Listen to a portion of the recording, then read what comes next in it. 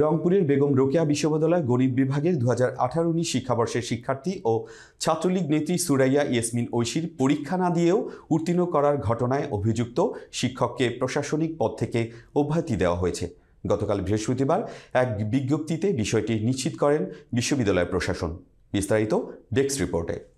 অভিযুক্ত শিক্ষক গণিত বিভাগের অধ্যাপক মোহাম্মদ রুহুল আমিন।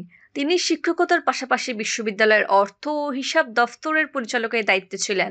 বৃহস্পতিবার তাকে ওই পদ থেকে অব্যাহতি দিয়ে পরিসংখ্যান বিভাগের অধ্যাপক মোহাম্মদ শাহজামানকে দায়িত্ব দেওয়া হয়েছে। একই সঙ্গে অধ্যাপক রুহুল আমিনকে আসন্ন ঢাকা বিশ্ববিদ্যালয় ভর্তি পরীক্ষায় বেগম রোকেয়া বিশ্ববিদ্যালয় ক্যাম্পাস কেন্দ্রে এই ইউনিটের সমন্বয়কের দায়িত্ব থেকে অব্যাহতি দেওয়া হয়েছে। সেখানে প্রকৌশল ও প্রযুক্তি অনুষদের ডিন অধ্যাপক মিজানুর রহমানকে দায়িত্ব দেওয়া হয়েছে।